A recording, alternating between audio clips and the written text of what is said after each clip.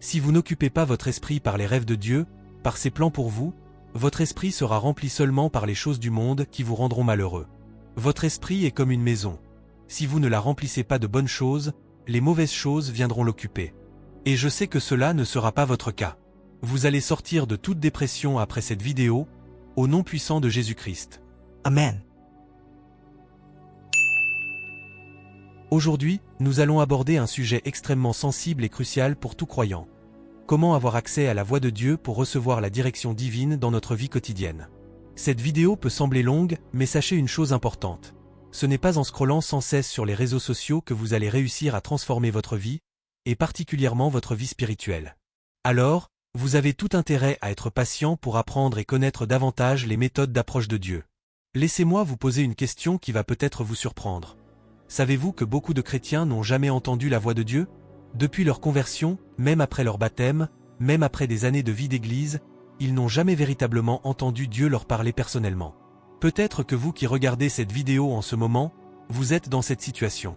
Pourquoi cette stérilité spirituelle? Pourquoi ce silence? Simplement parce qu'ils ne savent pas comment se positionner pour entendre Dieu. Beaucoup de pasteurs prêchent et vous racontent leurs expériences personnelles, comment Dieu leur a parlé sur différents sujets, mais ils ne vous enseignent jamais comment écouter Dieu par vous-même. C'est comme si on vous montrait un trésor sans vous donner la carte pour y accéder. Aujourd'hui, nous allons lever le voile sur ce mystère. Le mystère d'écouter Dieu pour la direction divine. Je vais spécialement vous partager 4 choses essentielles à faire pour commencer à recevoir les directives divines à travers la voix du Très-Haut. Si c'est votre première fois sur cette chaîne, pensez seulement à vous abonner et à activer la cloche de notification, car les enseignements que nous partageons ici pourraient changer votre vie, juste si vous êtes engagé à leur pratique. Comment entendre la voix de Dieu et recevoir les directions divines? Avant de commencer, permettez-moi de vous lire ce passage d'Ésaïe 30 verset 21.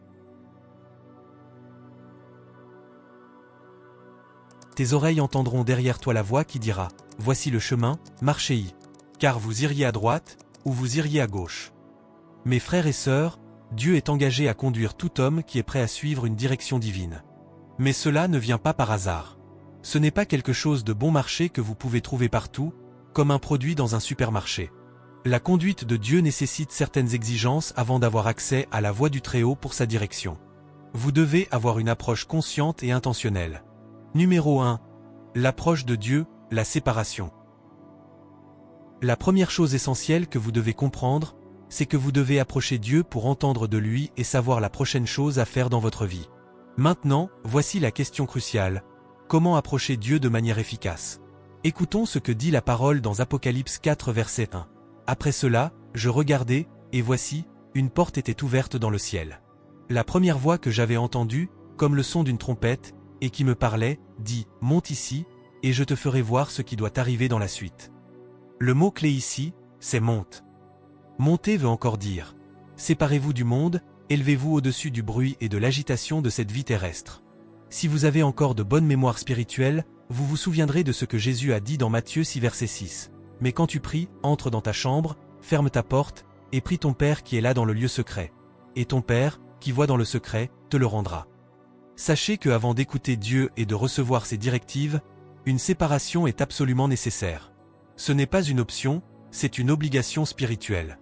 Laissez-moi vous donner des exemples bibliques concrets pour que vous compreniez bien ce principe. Nous remarquons dans Exode 24 versets 12 à 18 que Moïse est monté sur la montagne du Sinaï avant de recevoir le plan détaillé du tabernacle de Dieu. Il a passé 40 jours et 40 nuits dans la présence de Dieu, séparé du peuple, pour recevoir les instructions divines. C'est dans cette séparation que les mystères lui ont été révélés.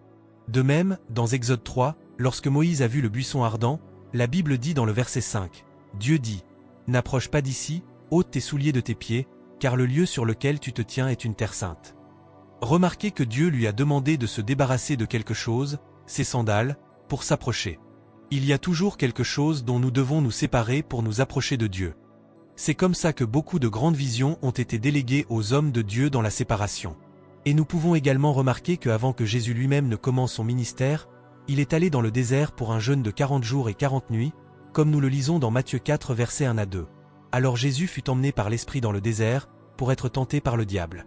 Après avoir jeûné 40 jours et 40 nuits, il eut faim.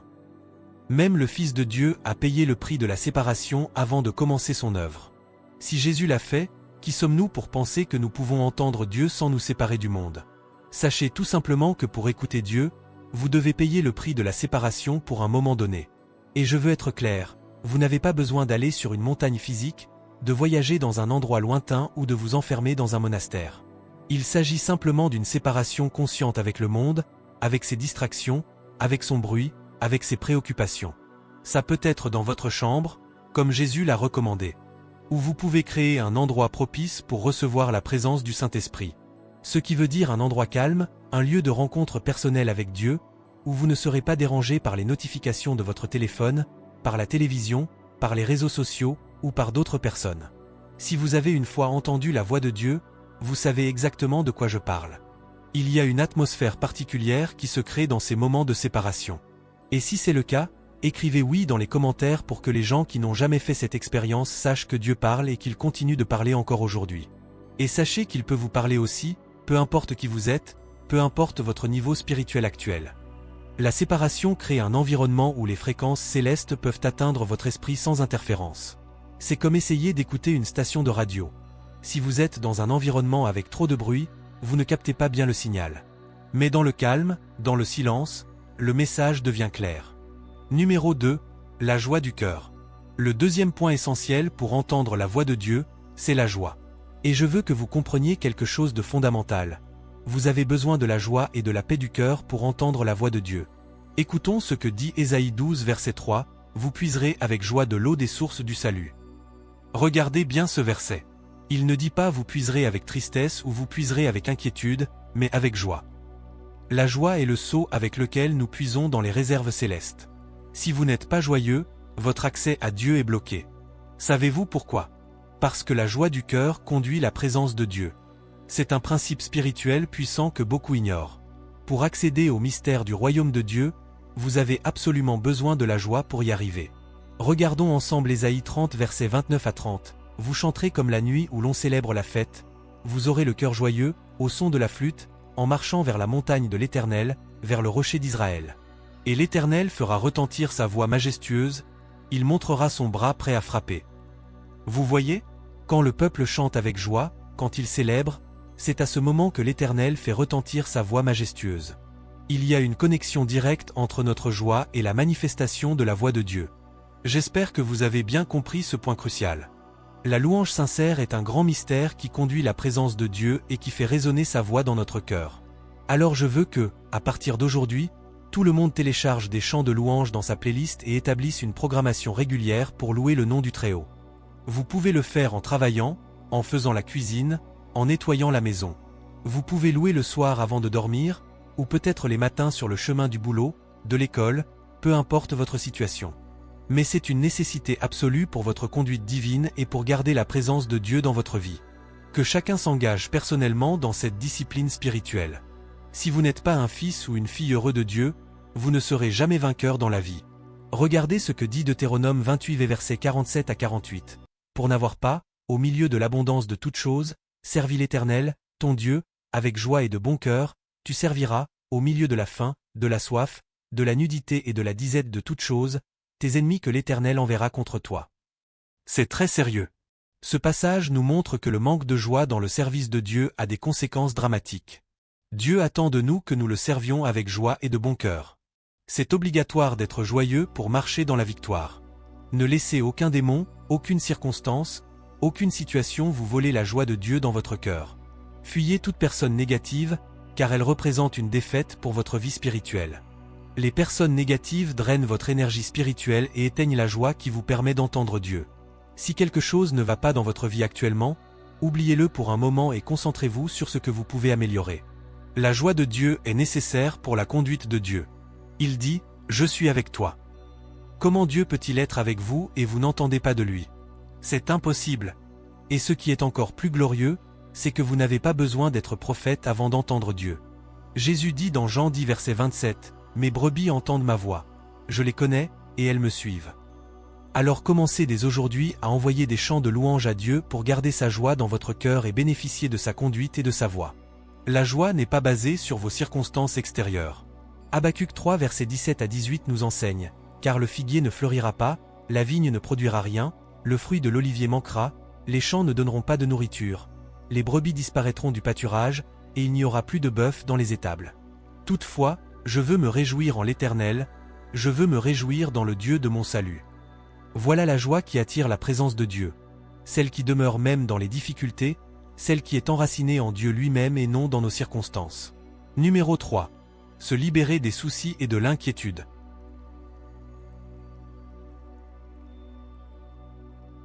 Pour commencer à entendre Dieu clairement, vous devez absolument vous libérer des soucis et de l'inquiétude.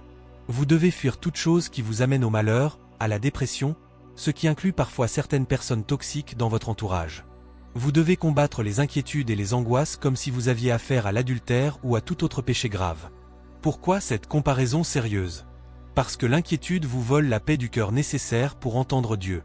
Mes frères et sœurs, sachez que la douleur du cœur a des effets dévastateurs sur notre présent et notre futur spirituel.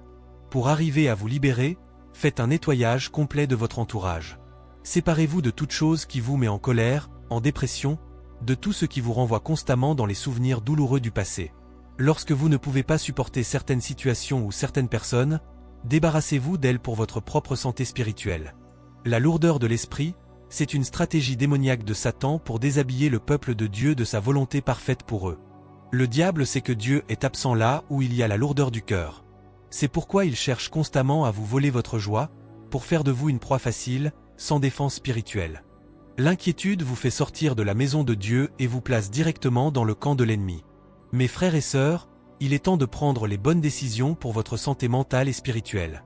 Jésus a dit quelque chose de très important dans Matthieu 6 verset 25. C'est pourquoi je vous dis, ne vous inquiétez pas pour votre vie de ce que vous mangerez, ni pour votre corps, de quoi vous serez vêtu. La vie n'est-elle pas plus que la nourriture, et le corps plus que le vêtement? Jésus connaît parfaitement les choses qui inquiètent les gens. Il connaît nos préoccupations quotidiennes, la nourriture, les vêtements, le logement, l'argent, la santé, l'avenir. Mais écoutez ce qu'il dit dans Matthieu 6 verset 33. Cherchez premièrement le royaume et la justice de Dieu, et toutes ces choses vous seront données par-dessus. Si vous n'occupez pas votre esprit par les rêves de Dieu, par ses plans pour vous, votre esprit sera rempli seulement par les choses du monde qui vous rendront malheureux. Votre esprit est comme une maison.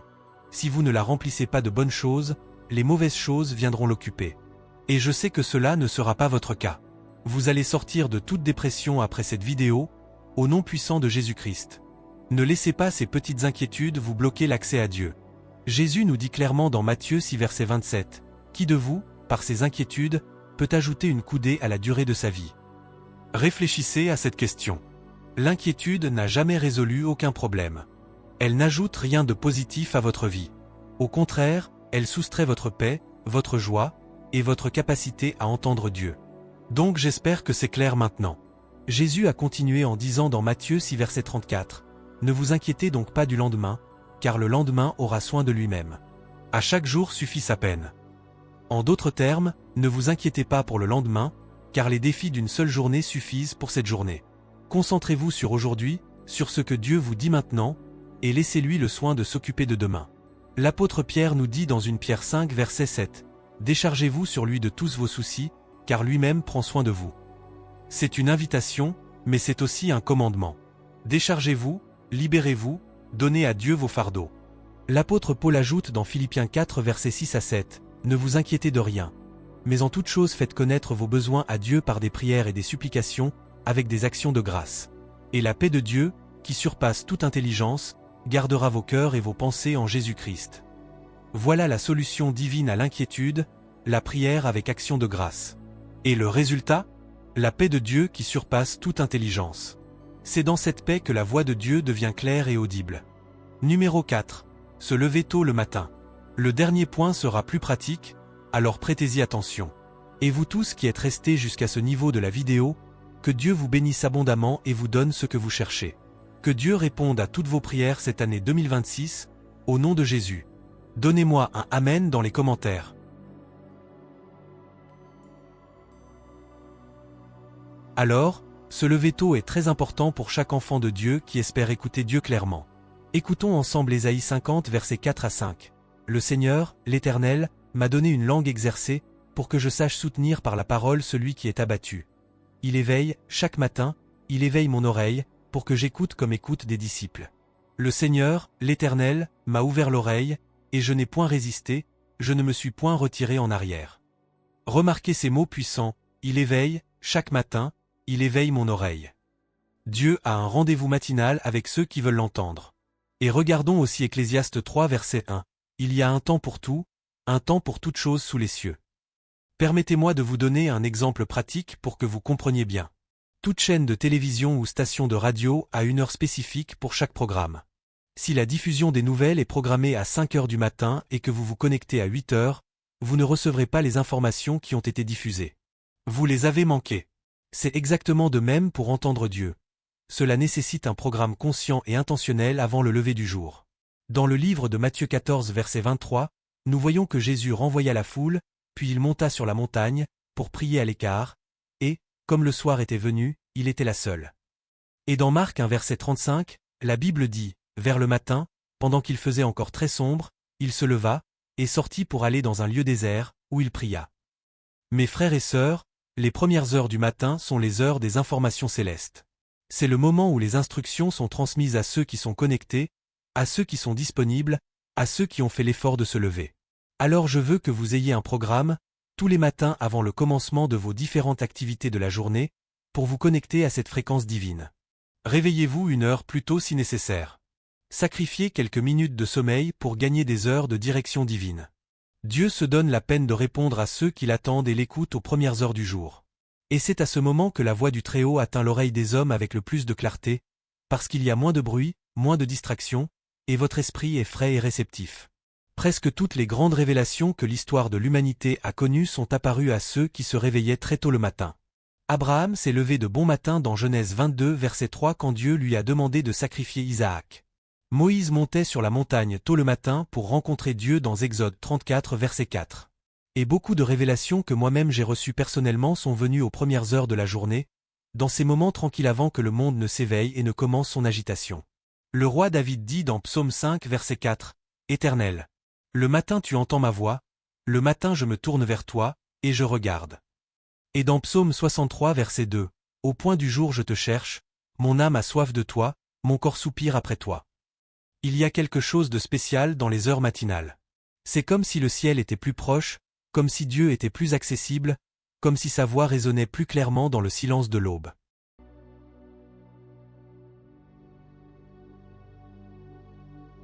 Avant de terminer, je veux partager ceci avec vous.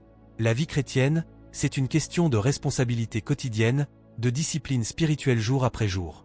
Alors je veux que vous vous engagiez à répondre aux exigences de l'Alliance du Salut pour profiter pleinement de ces bénédictions. Récapitulons ensemble les 4 points essentiels que nous avons appris aujourd'hui. Numéro 1. L'approche de Dieu par la séparation. Créer un moment et un lieu de rencontre personnelle avec Dieu, loin du bruit du monde. Numéro 2. Cultiver la joie du cœur par la louange et l'adoration sincère. La joie conduit la présence de Dieu. Numéro 3. Libérez-vous des soucis et de l'inquiétude. Déchargez vos fardeaux sur Dieu et faites-lui confiance pour votre avenir. Numéro 4. Levez-vous tôt le matin pour rencontrer Dieu aux heures des révélations célestes.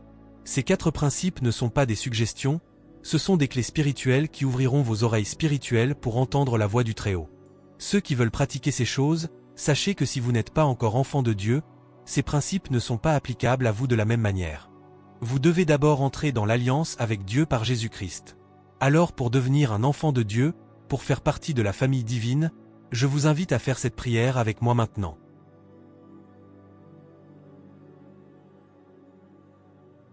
Si vous n'avez jamais donné votre vie à Jésus-Christ, ou si vous voulez renouveler votre engagement envers lui, répétez cette prière avec moi de tout votre cœur. Seigneur Jésus-Christ, je viens à toi aujourd'hui tel que je suis, avec mes péchés, mes erreurs, mes faiblesses. Je reconnais que je suis pécheur et que j'ai besoin de ton pardon. Je crois que tu es le Fils de Dieu, que tu es mort sur la croix pour mes péchés, et que tu es ressuscité le 3e jour. Je te demande de me pardonner tous mes péchés. Entre dans mon cœur, Seigneur Jésus. Fais de moi une nouvelle créature. Je renonce à ma vie passée et j'accepte de te suivre tous les jours de ma vie. Remplis-moi de ton Saint-Esprit. Ouvre mes oreilles spirituelles pour entendre ta voix. Guide-moi dans toutes mes voies. Au nom de Jésus-Christ, Amen. Si vous avez fait cette prière avec foi, félicitations. Vous êtes maintenant enfant de Dieu. Bienvenue dans la famille. Écrivez « Je suis né de nouveau » dans les commentaires pour que nous puissions célébrer avec vous et prier pour vous. Que Dieu vous bénisse abondamment. N'oubliez pas de liker cette vidéo, de la partager avec vos amis et votre famille qui ont besoin d'entendre ce message, et de vous abonner à la chaîne pour ne manquer aucun enseignement. À très bientôt dans la prochaine vidéo. Que la grâce de notre Seigneur Jésus-Christ, l'amour de Dieu le Père, et la communion du Saint-Esprit soient avec vous tous.